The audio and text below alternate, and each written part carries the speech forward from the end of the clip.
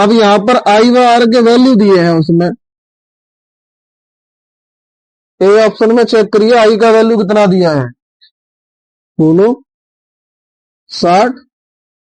और आर का वैल्यू कितना दिया है, देवताओं बोल दिया करो।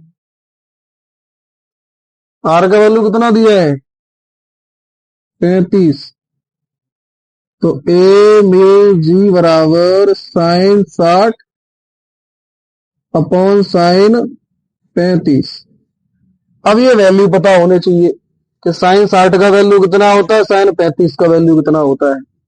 अब लफड़ा, साइन 60 का वैल्यू होता है 0.86। भाग करके बेटा आंसर बता दो कितना आ रहा है। 12th वाले स्टूडेंट हो, गणित के अध्यापक हो, विद्यार्थी, जल्दी भाग कर दो। पूरे कैलकुलेटर पे कर दो, ये रिटर है तो वैसे ही है। 1.51, हाँ या ना, बोलो। अब ये तो ए ऑप्शन सॉल्व हुआ है, क्या सॉल्व हुआ है, अब क्या सॉल्व होगा, यहाँ कर दूं बी ऑप्शन सॉल्व है। तो यूं करना पड़ा, यूं करना पड़ा, तब बना पूरे बोर्ड पर सवाल है। लिख गया होगा वो तो, 1 मिनट तो कब की होगी। इसमें हुआ क्या था, पहले हमने डायग्राम देखा तो उसमें प्रकाश किरण वायु से कांच में जा रही थी। तो हमने लिख दिया जब प्रकाश किरण वायु से कांच में प्रवेश करे तब स्नेल के नियम से क्या होता है, म्यू बराबर sine I upon sine R. तो हो गया ए म्यू जी बराबर sine I upon sine R. तो आई का वैल्यू 60 और आर का वैल्यू कितना, 35। तो ए म्यू जी बराबर साइन 60 अपॉन साइन 35। तो साइन 60 का और साइन 35 का वैल्यू इतना होता है, दोनों वैल्यू उठा के पुट कर दीजिए। भाग करोगे तो ए म्यू जी का वैल्यू आ जाएगा 1.51। क्लियर। अब इसका बी डायग्राम देखो, स्पीड में लिखा करो थोड़ा सा।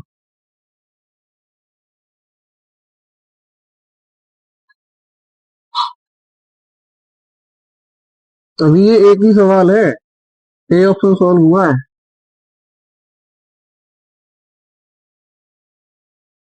अब दूसरे वाले डायग्राम में बेटा चेक करना प्रकाश किरण कहाँ जा रही है,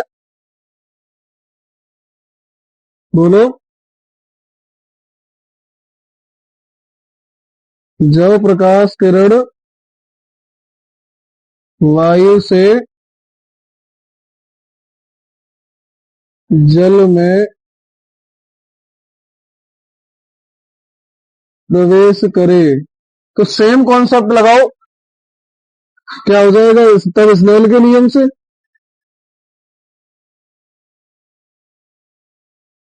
तब स्नेल के नियम से, स्नेल का नियम क्या होता है, म्यू बराबर sine I upon sine R. बेटा प्रकाश कण जा कहाँ रही है, एयर टू वाटर, हाँ या ना। तो क्या हो जाएगा ए म्यू डब्ल्यू बराबर sine I upon sine R. यहां से आई और आर के मान बताना। आई का वैल्यू कितना है 60 और आर का वैल्यू 47, हाँ या ना। तो रखो दोनों। तो A mu W sine 60 upon sine 47। अच्छा साइन 60 का वैल्यू मैंने अभी आपको बताया था 0.8660। और क्या है साइन 47, जो 47 डिग्री का वैल्यू कितना होता है, तो कितना 0.7314। तो हो जाएगा ए म्यू डब्ल्यू बराबर, वैल्यू पुट करो 0.8660 अपॉन 0.7314 भाग कर दो।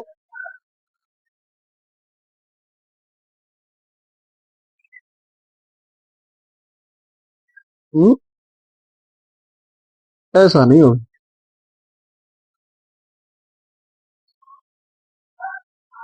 साइन 47 का वैल्यू चेक करो तो फिर उसने गलत बताया होगा।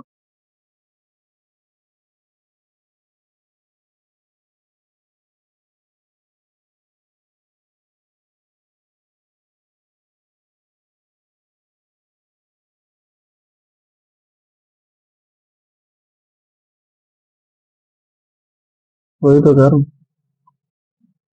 देखा ना।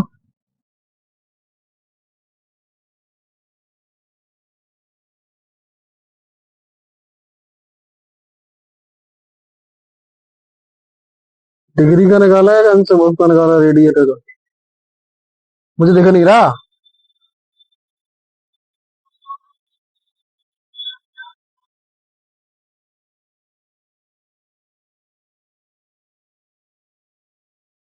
कितना है? 0.7313।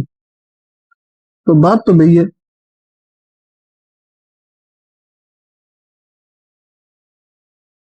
या 47 बुक में चेक करना। बी ऑप्शन में आर का वैल्यू 47 है, कंफर्म। भाग कर दे। कितना? 1.18। क्लियर। तो ये बी ऑप्शन सॉल्व हो गया। अब उसने क्या बोला? सी में चेक करो, सी वाला डायग्राम। सी में क्या कह रहा था? अच्छा बताना बेटा, ए का वैल्यू कितना आया था?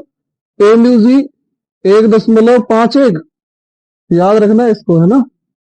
बी का वैल्यू इतना आ गया। सी में कहा जा रही है प्रकाश किरण। जब प्रकाश किरण जल से कांच में प्रवेश करे, तब बेटा क्या लगाओगे आप? स्नेल का नियम, या स्नेल के नियम से थोड़ी रेस्पेक्ट में बात करोगे। क्या हो जाएगा? म्यू बराबर sine I upon sine R. प्रकाश कण कहां से कहां जा रही है? तो डब्लू म्यू जी। हाँ या ना? अब बोर्ड पे देखो, आई व आर के वैल्यू बताओ।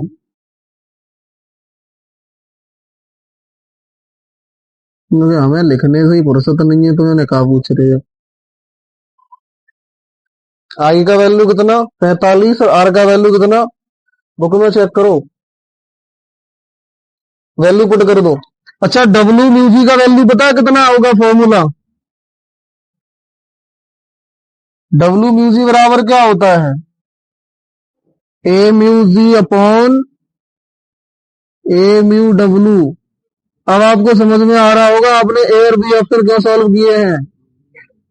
हाँ या ना? ए में ए म्यू जी का वैल्यू आया है, बी में ए म्यू डब्ल्यू का वैल्यू आया है, बराबर साइन 45 अपॉन साइन आर। यहां पर ये आर बताना है, तो हो जाएगा। वैल्यू पुट करो, एमयू जी का वैल्यू 1.51 और एमयू डब्ल्यू का वैल्यू 1.18 बराबर साइन 45 का वैल्यू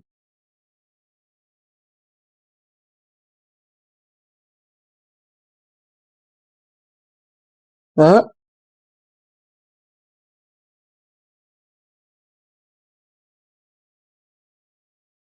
तो लिख दो साइन 45 का value 0.7071 upon sine are.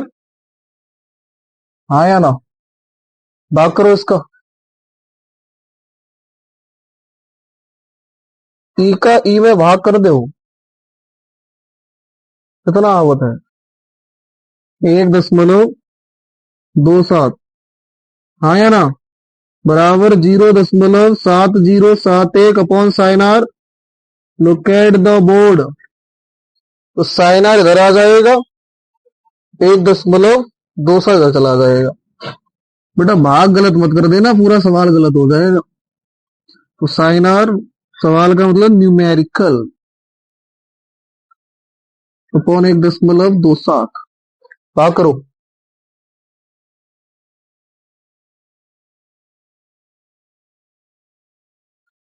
Quick. Sign are बराबर 0.55 और 6.7। अब साइन में 0.5567 कितने का वैल्यू होता है? ये होता है 38 का। कितने का होता है? तो याद रखना साइन आर बराबर, ये कितने का वैल्यू लिखा है? साइन 38 डिग्री का। साइन से साइन कैंसिल आउट, तो आर का वैल्यू कितना आ जाएगा? 38 डिग्री आंसर। अब तक आपने साइन 45 पढ़ा होगा, 60 पढ़ा होगा, 30 पढ़ा होगा। यहाँ पर आपको क्या पढ़ना पड़ रहा है? 47, 41, 35, 38, 37, 36। 36 का तक पता होता है।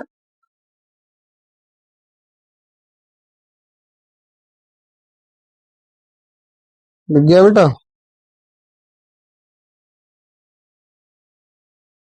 ए ऑप्शन मैंने समझा दिया था। प्रकाश का गाज आ रही थी वायु से कांच में, तो एमईजी का वैल्यू कितना आया था? 1.51।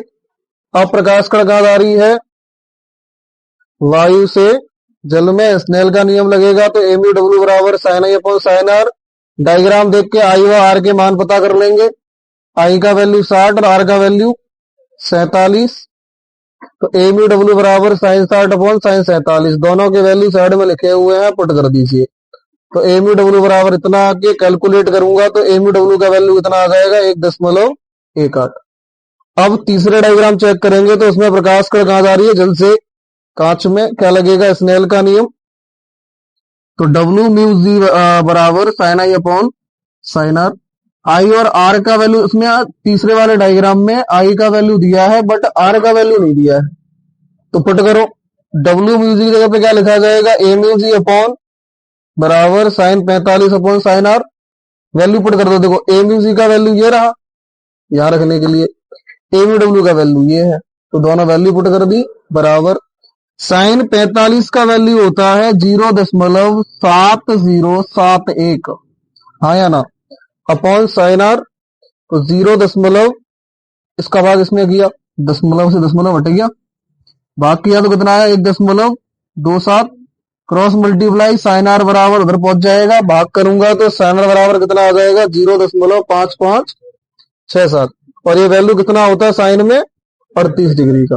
तो साइन से साइन कैंसिल आउट, आर का वैल्यू कितना आ जाएगा? उसमें उसने कुछ नहीं पूछा है, 3 डायग्राम दिए थे। कितने डायग्राम दिए थे? देखो पहले में अपवर्तनांक पूछा, दूसरे में अपवर्तनांक पूछा, तीसरे में उसने अपवर्तन कोण पूछ लिया है। क्लियर? समझ में आ गया न्यूमेरिकल? बोलो हाँ सोए प्रॉपर 100%। अगला पढ़िए न्यूमेरिकल नंबर 5 पढ़िए। लो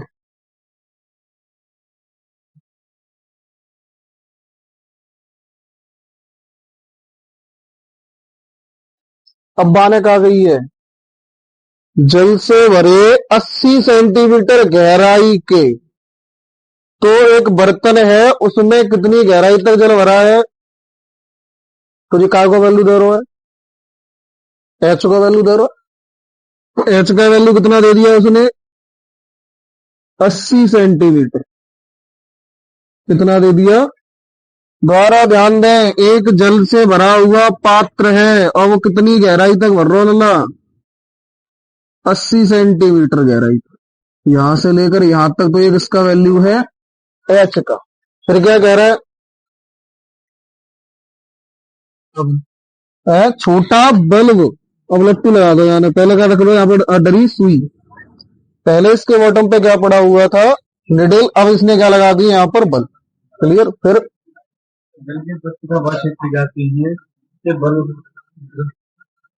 निर्गत। कुल मिला के इतना याद रखिए, मैंने आपको पढ़ाया था मछली का दृष्टि क्षेत्र, बल्ब का प्रकाश निकलेगा बाहर, ऐसे करके। कुछ कुछ याद आ रहा है? तो ये आधार क्षेत्र होता था ए बराबर पाई आर स्क्वायर। बोलिए। तो उसने आधार क्षेत्र ए का वैल्यू पूछा है, अब यहां पर इसने अपवर्तनांक और दिया होगा, पढ़िए। अपवर्तनांक कितना दिया है, म्यू का वैल्यू 1.33, और 1.33 का मतलब होता है बेटा 4/3। ये मैं आपको इजी करने के लिए बता रहा हूं। 1.33 लिख लो, या क्या लिख सकते हैं 4/3, तो ऐसे लिख लो या ऐसे लिख लो। तो उसने एरिया पूछा, हमारे पास फॉर्मूला क्या होता था, ए बराबर pi H square upon mu square -1। याद करो वो दिन जब आपको पढ़ाया गया था गोताखोर और मछली की आंख का आधार क्षेत्र या दृष्टि क्षेत्र। हाँ या ना, क्या आया था, ए बराबर pi H square upon mu square minus, calculation साथ में करते चलना स्पीड में।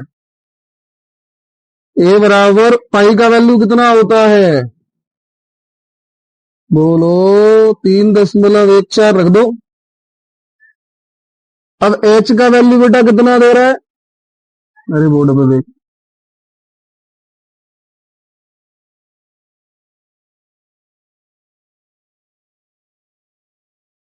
ये मेरे बाहर है ना, ये ऐसी टेंशन में उड़े जा रहे हैं। पाई का वैल्यू कितना है 3.14। अब एच का वैल्यू, अब बाप का लग रहा है स्क्वायर, तो 80 को वर्ग कितना है याद हो,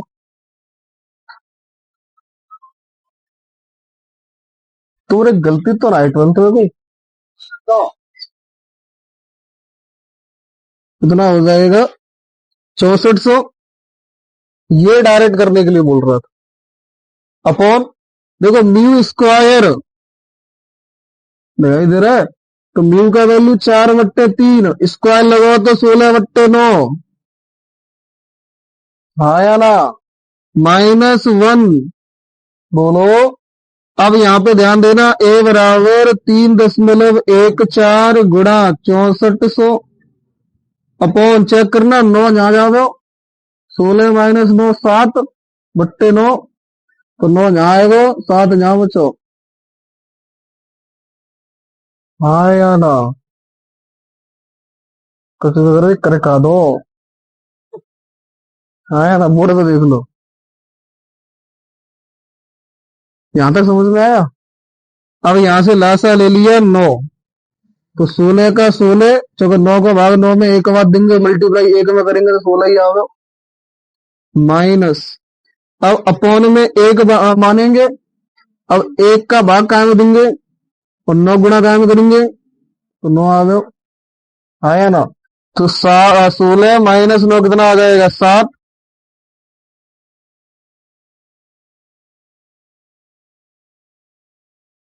अपॉन सेम लिख दिया मैंने, तो 16 -9 कितना बचा 7/9, 9 कहां चला जाएगा ऊपर, बस वो मैंने वही डायरेक्ट कर दिया। ए बराबर 3.14 गुणा 6400 अपॉन गुणा 9/7। अब इसका कैलकुलेशन कर दीजिए, देखो 9 का मल्टीप्लाई इसमें करोगे तो 3.14 00 36 का 6 3 54 3 57 अपॉन 7। हाँ या ना, मल्टीप्लाई चेक करते रहना। अब भाग करेंगे तो 3.14 भाग 2 कितनी बार जाएगा 7 8 56, एक बचेगा 7 दूनी 14, फिर 2 बचेगा 7 दूनी 14, फिर कितना बचेगा 6 बचेगा 7 8 56, फिर 4 बचेगा, फिर 5 बार जाएगा, फिर 5 बचेगा, फिर 7 बार जाएगा। हाँ या ना, मल्टीप्लाई कर, चेक करना इतना ही आ रहा है, मल्टीप्लाई कर दीजिए। अब ये मल्टीप्लाई में कैलकुलेटर की तरह नहीं कर सकता हूं, कितना आ जाएगा अप्रोक्स टू 2500 कुछ आएगा, कितना आ रहा है 25,800 837, तुम्हें दम तो बोल, खाना खाएगा ना, 25,837। अब एरिया आया, और कुछ बताओ 0.70 बहुत है, 10 अब चेक करना किसमें दिया था एच का वैल्यू। अब यहां पर एरिया पूछा गया है, तो एरिया किसमें आएगा सेंटीमीटर स्क्वायर में, इसमें आएगा। अब ये चेक करो एनसीईआरटी में कहीं इसमें मीटर स्क्वायर में तो नहीं बोला हुआ है। अगर मीटर स्क्वायर में बोलेगा तो आपको यहां पर फिर भाग देना पड़ेगा 10,000 का।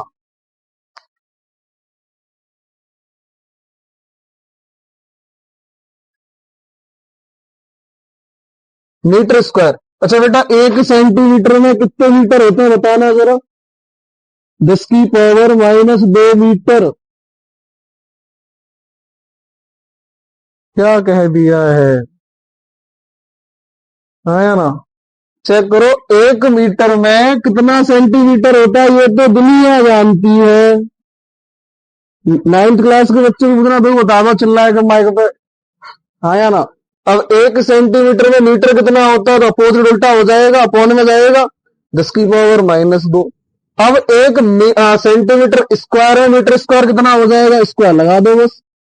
तो 1 सेंटीमीटर स्क्वायर बराबर हो जाएगा 10⁻⁻4 मीटर स्क्वायर, हाँ या ना। तो जो सेंटीमीटर स्क्वायर को मीटर स्क्वायर में चेंज करना पड़ेगा तो इतने का मल्टीप्लाई करना पड़ेगा। मल्टीप्लाई का मतलब अपॉन में जाके 10,000 हो जाएगा, और 10,000 का इसमें जब मैं भाग कर दूंगा, हाँ या ना, तो दशमलव यहां आ जाएगा। बोलो। तो भाग करने के बाद इतना आ जाएगा 2.58 मीटर स्क्वायर। आंसर टैली कर लीजिए। That's right answer.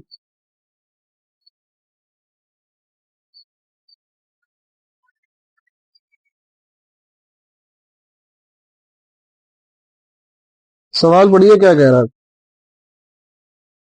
उसने क्या बोला, जल से भरे 80 सेंटीमीटर गहराई पर, तो एच का वैल्यू 80 सेंटीमीटर, इसकी तली पर एक बल्ब लगा है, उससे निकलने वाले प्रकाश का आधार क्षेत्र बताना है, ए का वैल्यू।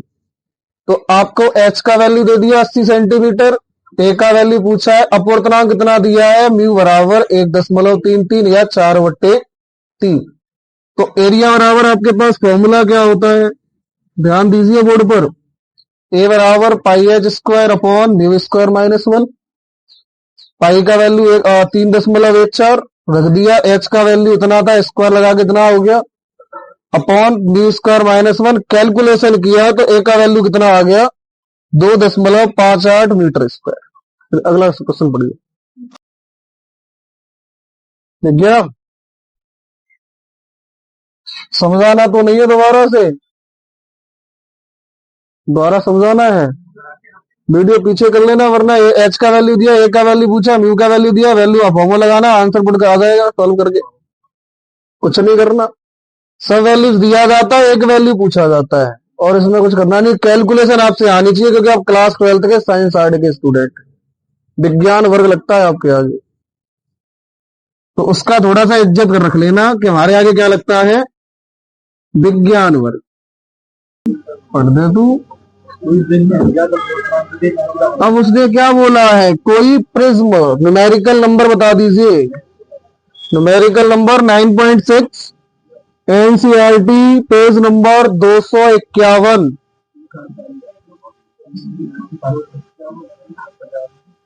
हाँ, वो 50-51 एक ही बात है, तू ऐसी ऐसी बात कर रहा है, मेरे को रीडिंग लिख रहा है सामने, ऐसा तो नहीं कि खोल दिया हाँ पेज नंबर, ऐसे नहीं चलता है। 251 क्लियर। तो यहाँ पर चेक करो न्यूमेरिकल नंबर 6, और ये न्यूमेरिकल चल किसके रहे हैं, एनसीईआरटी के।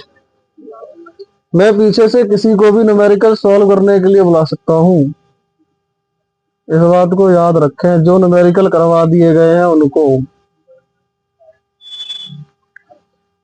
पढ़िए सवाल। तो 9.6 में क्या कह रहा है, कोई प्रिज्म अज्ञात अपवर्तनांक के कांच का बना है। मतलब सिंपल सी बात है, प्रिज्म जो होता है वो कांच का होता है। अब उसने बोला उसका अपवर्तनांक हमें नहीं पता, अज्ञात है, कैसा है, तो इसका मतलब किसका वैल्यू नहीं पता बेटा, हमें ए म्यू जी का वैल्यू नहीं पता है।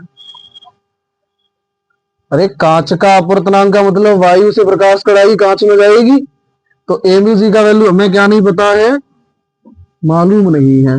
फिर क्या कह रहा है, कोई समांतर प्रकाश होता है। हाँ, तो उसने बोला लुक एट द बोर्ड, में डायग्राम बना देता हूँ, उससे थोड़ा सा और अच्छे समझ में आ जाएगा।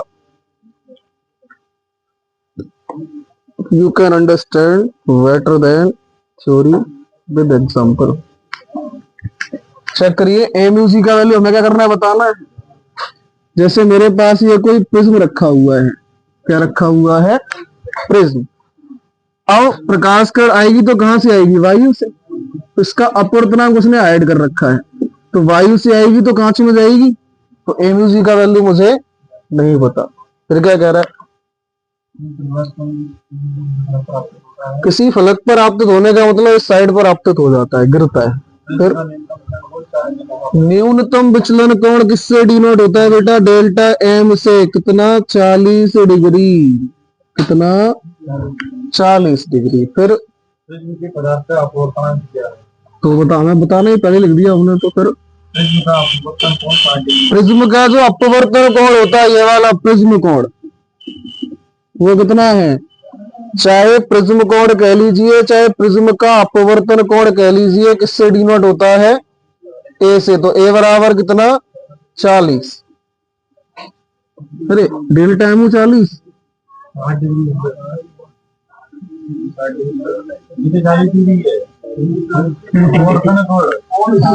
क्या कह रही हो, डेल्टा एम कितना जी बेटा, 40 डिग्री। और ये कितना है, 60 डिग्री। वही तो कह रहा हूँ, सेम कैसे हो गया भाई। तो ए का वैल्यू कितना, 60 डिग्री। फिर क्या कह रहा है, ओहो, इसमें भी 2 सवाल बन चुके हैं, ध्यान दीजिए। पहले ये प्रिज्म किसमें रखा है, वायु में। किसमें रखा है, तो जब ये वायु में रखा था तब आपको अपवर्तनांक बताना है, तब इसका विचलन कोण 40 है और ए का वैल्यू 60 डिग्री है। कितना है बेटा, 60 डिग्री। तो पहले एमयूजी का वैल्यू निकालेंगे। फिर उसने क्या बोला, इस प्रिज्म को यहां से उठा लो, कहां रखना है, फिर जल में। तो फिर ए म्यू क्या आ जाएगा, डब्लू नहीं, डब्लू म्यू जी। पहले प्रकाश कण जल में एंट्री करेगी, फिर कांच में एंट्री करेगी। अभी मैं जल में जाके बैठ जाऊंगा, तू डायरेक्ट मेरे पास पहुंच जाएगा, पहले कहां चलना पड़ेगा तुझे, पानी में। तो ऐसी प्रकाश किरण पहले कहां चलेगी, पानी में, फिर कहां पहुंचेगी, कांच में।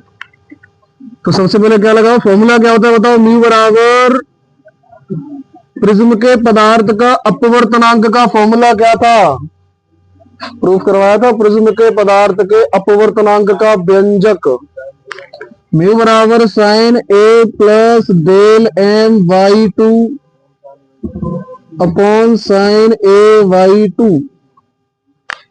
आया ना। प्रकाश का जागा रही है ए म्यू जी, वायु से कांच में। तो ए म्यू जी का वैल्यू हमें फाइंड करना है। तो साइन, जिसका वैल्यू दिया पुट कर दो, ए का value 60, del M 40/2 upon sine 60/2।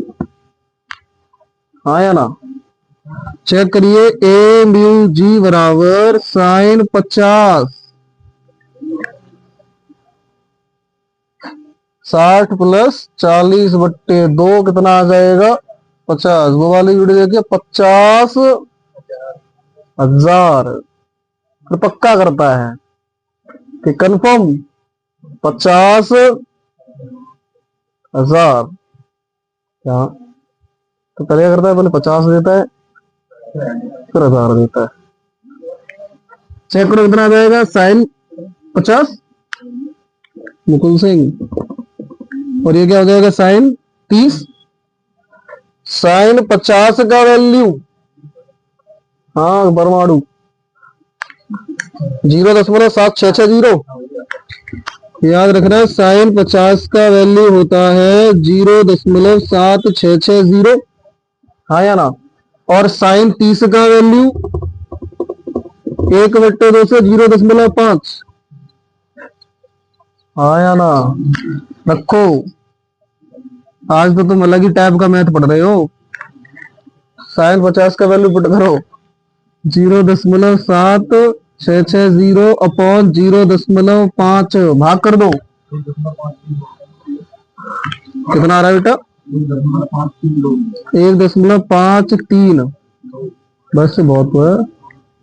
तो एमयूजी का वैल्यू इतना आ गया, हाँ या ना? ध्यान दो, सवाल थोड़ा अच्छे खासे लेवल के चल रहे हैं। That's not a simple question. पहले इतना समझिए उसने क्या बोला है। एक प्रिज्म है जिसका अपवर्तनांक हमें नहीं पता है, बना किसका है? कांच का। रखा कहां पर है? वायु में। तो प्रकाश किरण वायु से कांच में एंट्री करेगी तो एमयूजी आपको क्या करना है? ज्ञात। प्रिज्म का विचलन कोण डेल्टा एम बराबर कितना है? 40। और प्रिज्म का अपवर्तन कोण या प्रिज्म कोण कह लीजिए क्या है? ए बराबर 60। लिख दिया। तो सबसे पहले एमयूजी निकालो। ऐसे इतना पता है हमें, म्यू बराबर ये होता है, ये फॉर्मूला होता है। अब प्रकाश कण जा कर रही है ए से जी में, मतलब एयर टू ग्लास, हाँ या ना? एक आ जाएगी ए म्यू जी। अब जो वैल्यू दी है वो पुट कर दो। तो ए म्यू जी बराबर साइन ए की जगह पर 60 plus delta M 40/2 upon sine 60/2।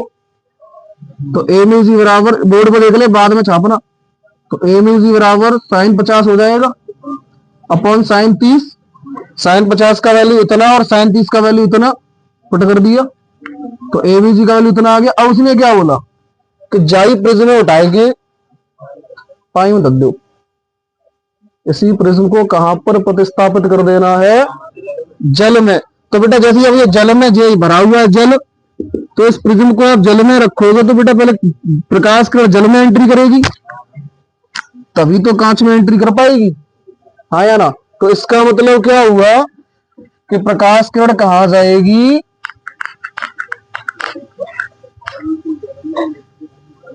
अब इसका जो बी ऑप्शन है वो पढ़ दे। यदि प्रिज्म को जल में रख दिया जाए तो प्रकाश के समांतर कोण के लिए नया न्यूनतम विचलन कोण का परिकलन कीजिए। आपको ये डेल्टा एम डैश बताना है। अपवर्तनांक कितना दिया है? पानी का दिया होगा एमयू डब्ल्यू 1.33। एक बार सवाल दोबारा पढ़ ले, बड़ा सस्पेंस है सवाल में।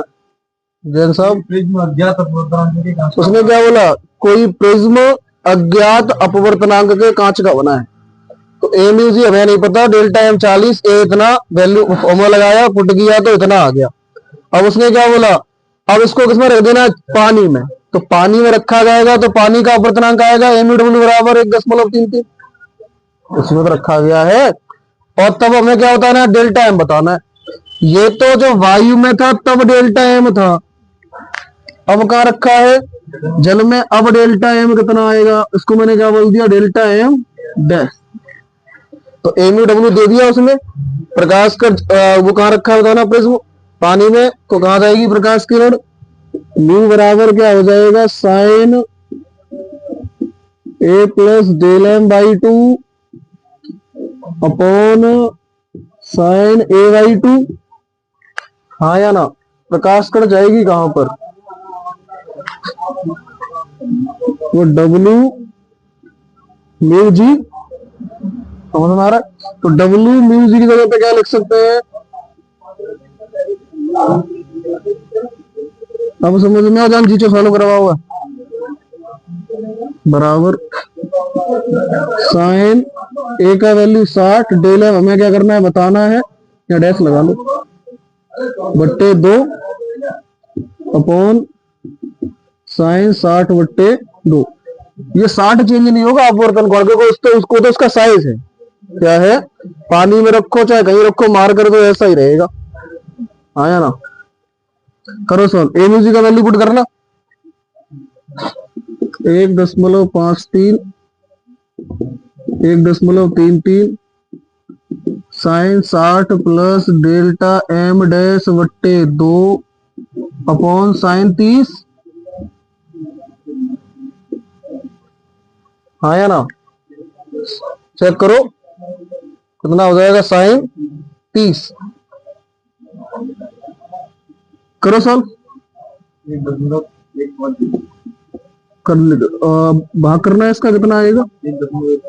1.15 बराबर sine 60 plus del M dash बट्टे 2 अपॉन साइन 30 का वैल्यू 1/2, क्रॉस मल्टीप्लाई कर दो।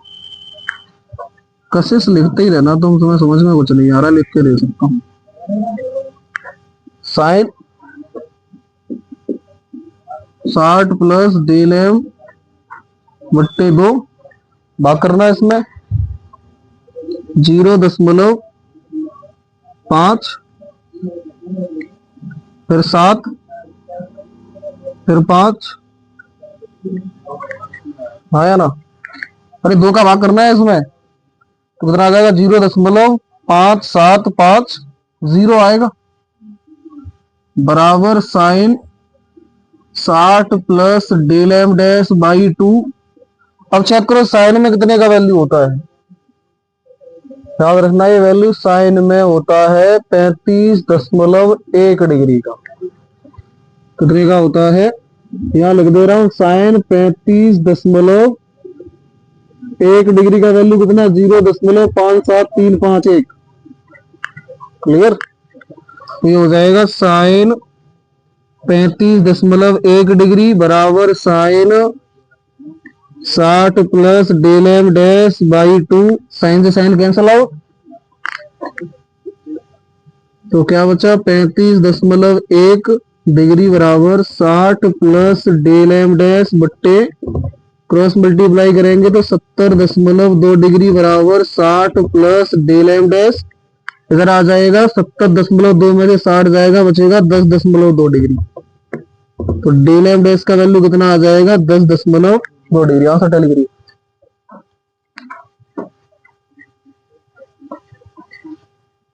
अब पार सिर्फ रिवीजन करने वाले ही डाल पाएंगे, एंजॉय का पोर्शन खत्म हो चुका है। एक सवाल करवा दो, जाओ।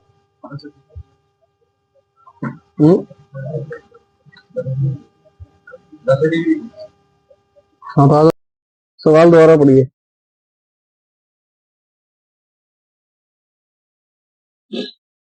तो बेटा जो प्रिज्म बना होगा वो कांच का ही बना होगा, रखा कहां पर है, वायु में, तो प्रकाश कण कहां जाएगी, वायु से कांच में। तो हमें क्या बताना है, ए म्यू जी बताना है। क्या बताना है, ए म्यू। अगर आप म्यू लिखना चाहें तो सिंपल म्यू भी लिख लो, कोई दिक्कत नहीं है। समस्या बाद में आएगी कि फिर डब्ल्यू कहां से आ गया, जी कहां से आ गया, इसलिए समस्या पहले ही खत्म कर दी है। तो ए म्यू जी का वैल्यू हमें बताना है। फिर क्या कह रहा है कि जिसका न्यूनतम विचलन कोण किससे डिनोट होता है, डेल्टा एम से। कितना दे दिया उसने 40, और प्रिज्म का अपवर्तन कोण कितना दिया 60। प्रिज्म कोण कह लो, प्रिज्म का अपवर्तन कोण कह लो, ए से डिनोट होगा। फिर हमारे पास बेटा फॉर्मूला क्या था, ध्यान दो। फॉर्मूला था म्यू बराबर sine A plus del M by 2 upon sine A by 2। प्रकाश कण कहां जा रही थी, एयर से कांच में। तो ए म्यू जी बराबर sine A plus del M by 2 upon sine A by 2। अब इसे सॉल्व करिए। तो ए म्यू जी बराबर साइन 60 प्लस 40 बट्टे 2, ए का वैल्यू पुट कर दिया, डेल्टा एम का वैल्यू पुट कर दिया, अपॉन साइन ए की जगह ए का वैल्यू पुट किया तो 60 बट्टे 2। तो ए म्यू जी बराबर 60 प्लस 40 100, 2 का भाग तो 50 अपॉन साइन 30। वैल्यू पुट कर दो यहां से, साइन 50 का वैल्यू उतना होता रख दिया, साइन 30 का वैल्यू रख दिया, कैलकुलेट किया तो ए म्यू जी का वैल्यू कितना आ गया 1.53। अब उसने क्या बोला कि अपवर्तनांक कितना आ गया। अब उसने बोला है कि पहले वायु में रखा था, अब इसको उठा के कहां रख दो, जल में। तब विचलन कोण बताओ, और जल में रखा जाएगा तो एम यू डब्ल्यू भी आएगा। तो एम यू डब्ल्यू का वैल्यू कितना दिया 1.33। फिर यहां पर दोबारा से फॉर्मूला लगेगा, डब्ल्यू म्यू जी बराबर sine A plus delta M dash बट्टे 2 अपॉन साइन ए बाई 2। तो डब्ल्यू म्यू जी बराबर क्या होता है, A mu G upon A mu W बराबर साइन ए का value 60 plus delta M dash आपको बताना है अपॉन 2 अपॉन साइन 60 बट्टे 2। ए म्यू जी का वैल्यू देखो यहां पे आ गया है तो रख दो यहां पर, और ए म्यू डब्ल्यू का वैल्यू ये दिया हुआ है, रख दिया, बराबर sine 60 plus delta M dash बट्टे 2। कैलकुलेट किया तो 1 दशमलव कितना आ गया 1.5 बराबर sine 60 plus del M dash by 2 upon 1/2, 1/2 cross multiply करो तो 1.15 मल्टीप्लाई 1/2 बराबर sine 60 plus del M dash upon 2। इसको मैंने भाग किया, कितना आया 0.5 5750 बराबर sine 60 plus del M dash by 2। अच्छा ये वैल्यू किसका होता है साइन में? साइन 35.1 डिग्री का वैल्यू होता है 0.5751 या 0 बराबर sine 60 plus del M dash by sine से साइन कैंसिल आउट, बचा गया 35.1 डिग्री बराबर 60 plus del M dash by 2 cross multiply 70.2 degree बराबर 60 प्लस डेल एम डैश। इधर किसका प्लस का किसका हो जाएगा? तो माइनस का होगा 70.2 डिग्री में से 60 जाएगा 10.2 बचेगा बराबर क्या आ जाएगा डेल एम। जब यहां पर विचलन कोण कितना था? वायु में रखा तो 40 था, जल में रख दिया तो कितना हो गया? क्लियर। नेक्स्ट न्यूमेरिकल पढ़िए। न्यूमेरिकल नंबर 7 उसने बोला अपवर्तनांक 1.55। अपवर्तनांक किससे डिनोट होता है? म्यू से। तो म्यू बराबर कितना? 1.55। दोनों फलकों की समान वक्रता त्रिज्या के अवयत्त लेंस निर्मित करने पर यदि 20 सेंटीमीटर फोकस दूरी, एफ का वैल्यू कितना? 20 सेंटीमीटर, तो वक्रता त्रिज्याएं क्या होंगी? तो आपको आर का वैल्यू बताना है, जबकि R1 आपका होता है पॉजिटिव और R2 होता है नेगेटिव। आपके पास लेंस निर्माता फॉर्मूला होता है 1/f बराबर म्यू माइनस 1 कोष्टक में 1/R1 माइनस 1/R2। तो 1/f, f का वैल्यू 20 बराबर म्यू माइनस 1 1.55 माइनस 1। चेक करो R1 पॉजिटिव है तो R और माइनस R2 कैसा नेगेटिव तो प्लस R। ये जो R1 है वो पॉजिटिव है, वो भी कैसा मान लिया जाएगा? R ही माना जाएगा पॉजिटिव। और यहां पर R कैसा माना जाएगा? नेगेटिव, क्योंकि वहां पर R1 इधर होता है और R2 इधर होता है। तो R1 कैसा रहेगा? पॉजिटिव और R2 कैसा रहेगा? रख दिया।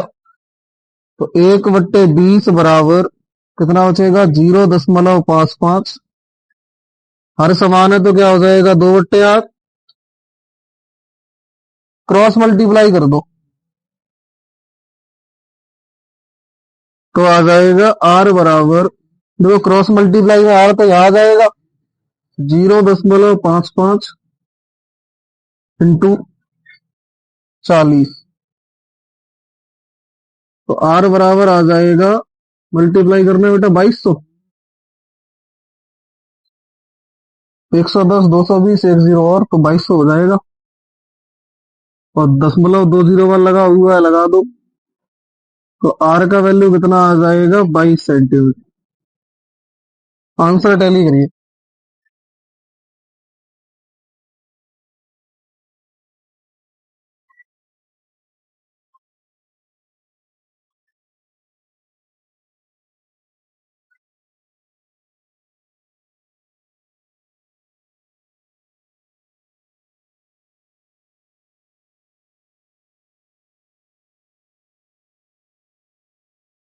लिख गया सवाल?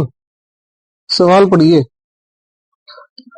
उपरांत 1.55 में कांच से दोनों फलकों की समान वक्रता त्रिज्या के अवयत्त लेंस निर्मित करने हैं। यदि 20 सेंटीमीटर फोकस दूरी के लेंस निर्मित करने हैं। उसने क्या बोला है? 1.55 अपवर्तनांक। तो म्यू का वैल्यू कितना? 1.55। फिर उसने क्या बोला?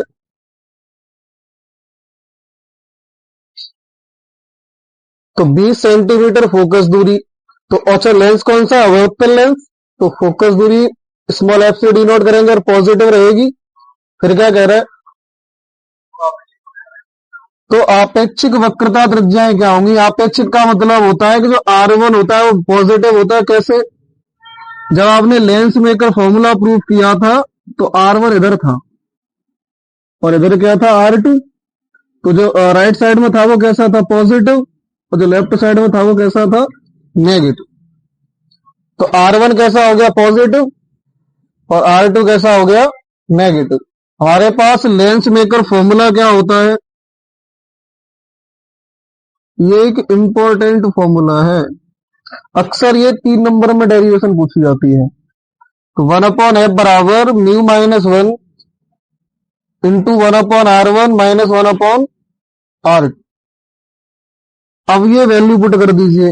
अरे ये तो नॉर्मल से एग्जाम है, आप किसी भी कॉलेज का पेपर उठा के देखें, जरूरी नहीं चाहे केसी, बीएफएस, नत्थू सिंह और इंटर कॉलेज, आरआरएम उठा लो, कृषक उठा लो, कहीं का पेपर उठाओ, जैसे ही आपका सिलेबस पूरा हो जाए फिर आप कहीं का इंटर कॉलेज का पेपर उठाना, आप कर पाएंगे। क्लियर। अभी आपने चैप्टर 9 तक फिजिक्स पढ़ी है, न्यूमेरिकल चल रहे हैं, अब आप उसको पेपर को आइडिया कर सकता हूँ 70% सॉल्व कर पाते होंगे, हाँ या ना। तो चेक करिए, वैल्यू पुट कर दो तो कितना हो जाएगा 1/f, एफ का वैल्यू 20 बराबर 0.55 इंटू 2/r, क्रॉस मल्टीप्लाई करके आर का वैल्यू कैलकुलेट करो, कितना आ जाएगा 22 सेंटीमीटर। कोई क्वेश्चन में डाउट बोलो, अगला सवाल बोलिए। कोई प्रकाश पुंज क्या बोला उसने, अगले सवाल में बोलिए। जैसे कोई प्रकाश पुंज है, अवसरित हो रहा है, मतलब इकट्ठा हो रहा है, क्या हो रहा है, तो इसका मतलब ऐसे करके प्रकाश किरण आ रहा है, हाँ या ना। मतलब प्रकाश पुंज किसी बिंदु पी पर अवसरित होता है, यही तो कह रहा है। प्रकाश पुंज का मतलब बहुत सी प्रकाश किरणें आ रही है और वो बिंदु पी पर आगे क्या हो रही है, अवसरित। अवसरित का मतलब इकट्ठा होना, क्या होता है। फिर आगे क्या कह रहा है, अब उसने क्या बोला है कि कोई लेंस, लेंस और चेक करो कौन सा है, ऐसा नहीं हो सकता लेंस ना दे। हाँ, तो क्या हो जाएगा उत्तल लेंस। तो चेक करो, कोई प्रकाश पुंज है, वो बोर्ड पे देखिए, कुछ दिक्कत नहीं है। प्रकाश पुंज कहाँ इकट्ठा हो रहा है, बिंदु पी पर। इस पुंज के पथ में एक उत्तल लेंस बिंदु पी से 12 सेंटीमीटर दूरी पर रखा है, यही तो कह रहा है, पढ़ो। यदि यह 20 सेंटीमीटर ऑप्शन ए होगा। हम्म, यदि यह 20 सेंटीमीटर फोकस दूरी के तू कहाँ पहुंच जाता है, सवाल स्टार्टिंग से पढ़। कोई प्रकाश पुंज किसी बिंदु पी पर हम्म, कोई लेंस हाँ बोला उसने, क्या बोला, कोई लेंस प्रकाश पुंज के पथ में, मतलब ऐसी करके तो आ रही है पुंज प्रकाश किरण, और उनके पथ में क्या रखा हुआ है, एक लेंस रखा हुआ है बिंदु पी से कितनी दूरी पर। तो बिंदु पी जो होगा इस लेंस के लिए वस्तु का काम करेगा, हाँ या ना। यहीं तो इकट्ठी हो रही है प्रकाश किरण। अब चेक करो 12 सेंटीमीटर, तो यू का वैल्यू कितना हो गया। अब बेटा यहाँ पर नोटिस करने वाली बात यह है कि ये यू का वैल्यू पॉजिटिव है, क्योंकि कहां पर है ये, राइट साइड में। फिर उसने क्या बोला है कि एफ बराबर 20 सेंटीमीटर, कौन सा लेंस, उत्तल लेंस। फिर और उसने बोला 16 सेंटीमीटर फोकस दूरी का क्या है, अवतल लेंस। तो चेक करना, उत्तल लेंस तो पॉजिटिव, अवतल तो नेगेटिव, हाँ या ना। तो फिर क्या कहना क्या चाहता है वो। प्रकाश पुंज बिंदु पर अब सुनो उसने क्या बोला है, इस सवाल को ध्यान से सुनना, वो क्या कह रहा है, अभी मैं समझा क्या रहा हूं, कहना क्या चाहता है। जैसे कोई प्रकाश पुंज है, प्रकाश पुंज का मतलब बहुत सी प्रकाश किरणें हैं और वो एक जगह किसी बिंदु पी पर आके इकट्ठी हो रही हैं, क्लियर। उसने यही बोला है, और उसके रास्ते में ही, मतलब प्रकाश पुंज के रास्ते में एक बार तो आपने 20 सेंटीमीटर का उत्तल लेंस रख दिया है, क्या रख दिया है, रास्ते में कितनी दूरी पर रखा है, तो यू का वैल्यू 12 सेंटीमीटर। तो पहले नंबर पर आपने क्या रखा, 20 सेंटीमीटर फोकस दूरी का उत्तल लेंस। तो अब उसने पूछा ये प्रकाश किरणें कहां पर इकट्ठी हो जाएंगी, तो पहले कहां इकट्ठी हो रही थी, बिंदु पी पर।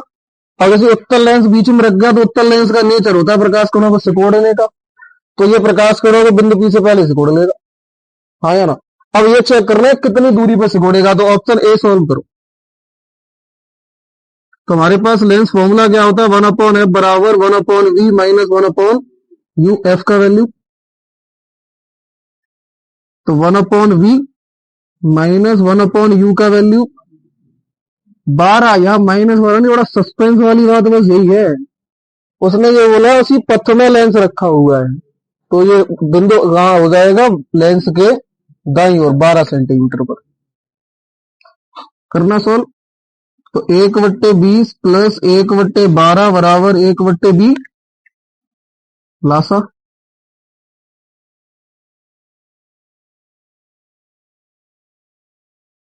तो 3 प्लस 5/60 बराबर 1/v कितना हो जाएगा,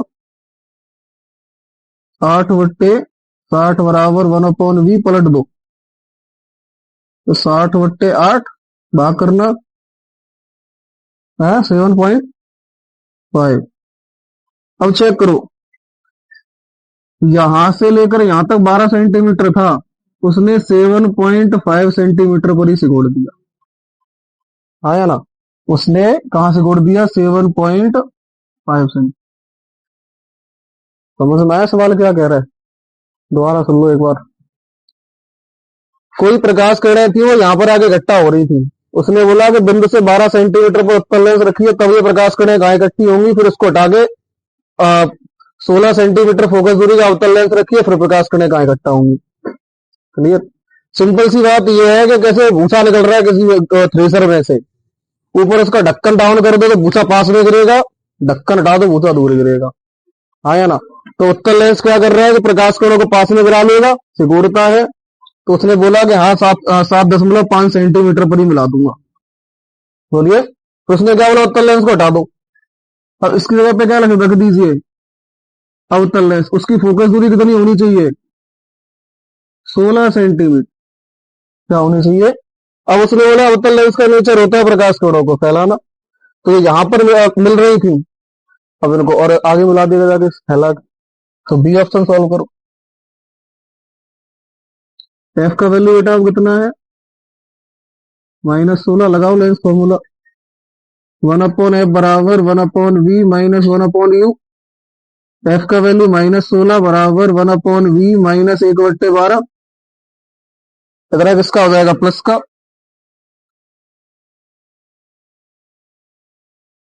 हाँ या ना, लासा 48, 12 और 16 का लासा कितना हो जाएगा 48, तो कितनी बार कटेगा, 4 बार, खाई को 3 बार, अब 4 बार बराबर 1/v, तो यहां से कितना बचेगा, 1/48 बराबर 1/v, तो v बराबर कितना आ जाएगा, 48 सेंटीमीटर। अब जब अवतल लेंस रखोगे तो प्रकाश किरणें कहां से कोड़ेगा जाके, वो 48 सेंटीमीटर। क्लियर,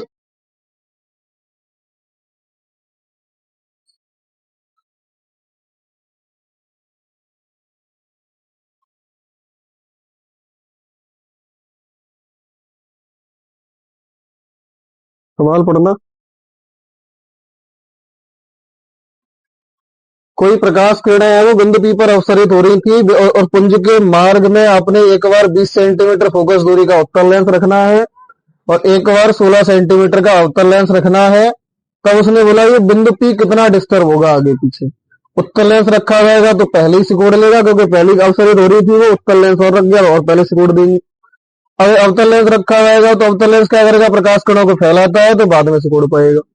तो सबसे पहले ए ऑप्शन सोल्व करेंगे, एफ का वैल्यू कितना, 20 सेंटीमीटर, लेंस कौन सा, उत्तल, लगाओ लेंस फॉर्मूला,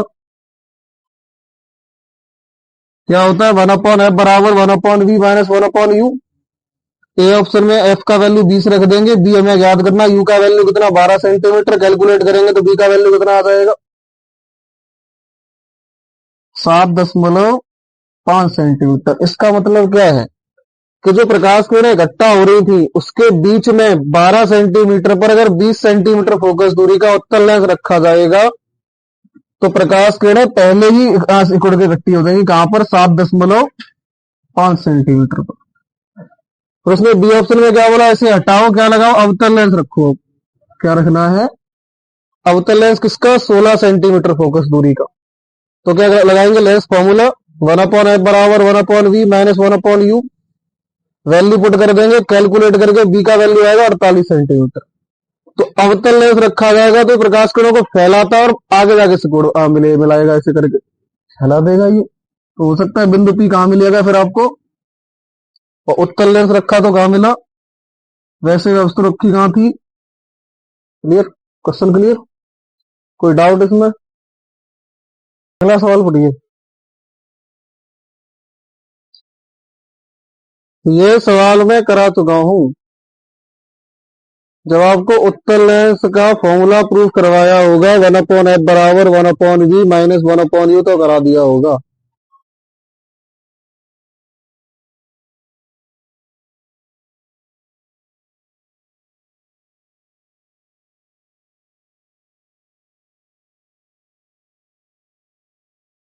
अरे जहां उत्तल लेंस का फॉर्मूला प्रूफ करवाया था वहां उसका एग्जाम्पल देखिए तुरंत। आपको क्या पता होगा कि अगर रिवीजन करो तो पता हो।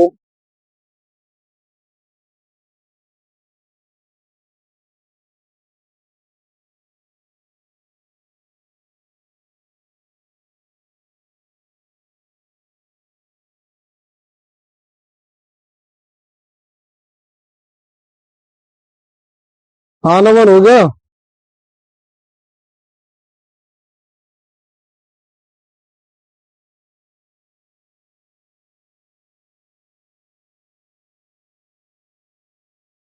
अरे उसके टाइप का क्वेश्चन देख ले।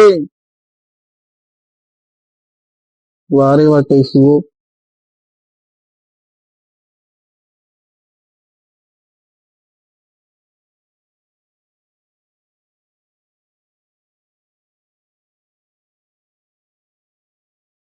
इसके बाद न्यूमेरिकल नहीं करवाया था सिद्ध करवाने के बाद?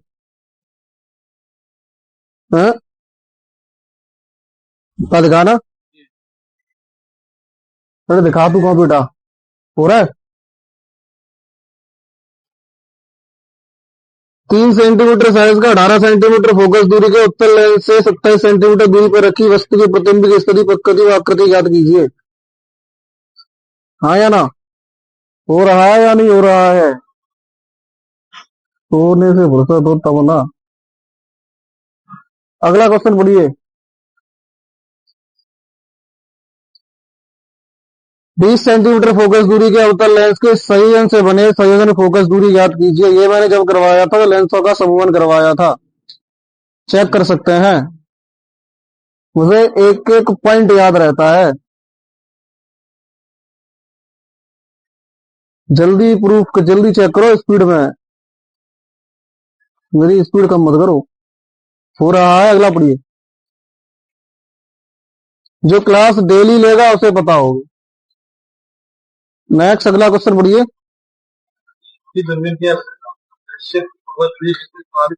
ये सवाल मैंने कल ही करवाया है। 144 सेंटीमीटर और 6 सेंटीमीटर वाला क्वेश्चन नंबर 28 पढ़ रहा है, कौन सा पढ़ रहा है? 140 वाला कर लोगे तुम? अरे पढ़ ले उसी को पढ़ ले। क्वेश्चन नंबर 13, क्वेश्चन नंबर 11 12 करा दिया, हाँ है ना। क्वेश्चन नंबर 13 पढ़िए। देखो अदृश्य की फोकस दूरी है तो एफ से डिनोट होगी 140 सेंटीमीटर हो रहा है। लुक एट द बोर्ड, हाँ या ना। फिर क्या कह रहा है, नेत्र का लेंस की फोकस दूरी एफ ई बराबर 6 सेंटीमीटर। फिर अरे सवाल पढ़ रहा पढ़ता है, तू मुझे बता मत क्या दे रहा है, हाँ? दूरबीन की आवर्धन क्षमता एम का वैल्यू पूछ रहा है, तो आपको पता है आवर्धन क्षमता क्या होती है, F O upon F E, हाँ या ना, बोलो। तो एम बराबर माइनस एफ ओ का वैल्यू 140/6 और भाग करना 2, तो कितना बचेगा। तो जीवा सवाल तो मैंने करा दो ना, 44 है 144। अच्छा, मैं 144 कर ले, भाग कर 2 बार और 4 बार, तो आवर्धन क्षमता कितनी आ जाएगी, -24, हाँ या ना। तो उसने क्या बोला, लेंस के बीच की दूरी और बताइए। Lala look at the board. L बराबर लंबाई बताओ एफ नॉट प्लस यूई, और यूई की जगह पे यहाँ पे काम कौन कर रहा है, एफ ई। तो यहाँ पर क्या लिखा जाएगा, एफ ई। तो एल बराबर 144 प्लस 6, तो एल बराबर 150 सेंटीमीटर। It's my answer. हाँ या ना, देखिए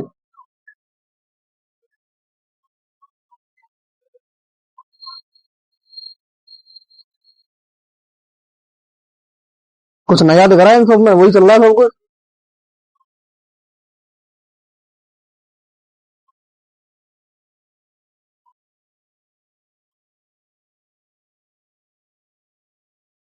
दिख गया।